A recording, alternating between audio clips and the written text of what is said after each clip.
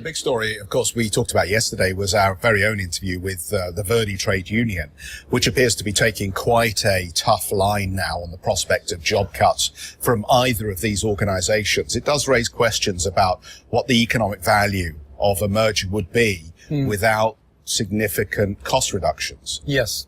No, absolutely. And I think that if you look at mergers and acquisitions in the past 10 years, if you don't achieve decent cost reductions and if you don't make the new company stronger from the beginning, what ends up happening is that there's an ongoing process of value destruction in the following years. No?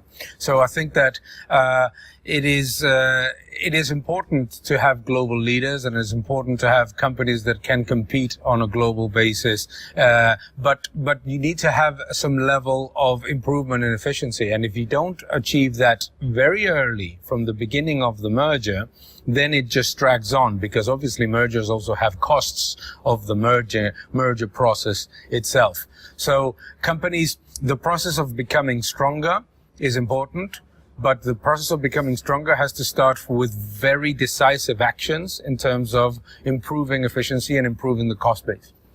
The constant criticism about European banks is that there's just too many banks, not enough consolidation. But here's the first major attempt to put two big banks together and start that process. Yet the criticism has been extraordinary. The pressure from labour unions has been very strong. What hope is there for the rest of the European banks if this is the signal that we get for an attempt to consolidate two German lenders?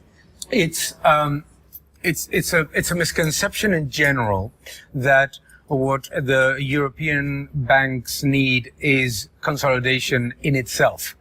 We need inter-country consolidation. So we need countries to have some of their banks joining other banks in the Eurozone. One of the problems of the Eurozone is that you have this sort of national champions in which you merge banks from one country with another country, and therefore the process of risk-taking, the process of analyzing risk itself is at the same, it remains pretty much the same, even if they're global leaders.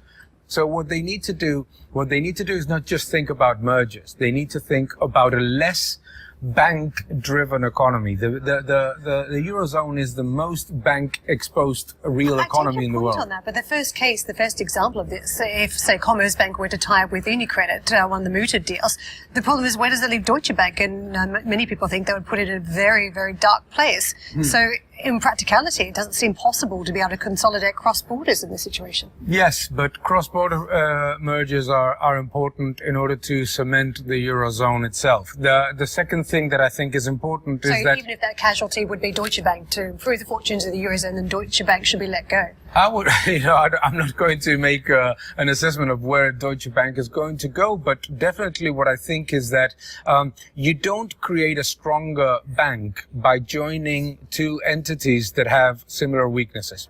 And we have seen it already in Spain with the merger of the savings banks, which worked horribly. And remember how much it cost the taxpayer, for example. And the same with Italy. So it's not just about merging. It's not just if the challenges of these banks go well beyond or whether they need to increase in size or whether they need to be bigger in terms of global reach. Those challenges are more due to the nature of the business and due to the nature of the business particularly in the years into the 2011 crisis. Therefore, what I think that needs to happen is, if there's logic in the merger, go ahead with it. But let's show that logic first, because it's not very clear to me.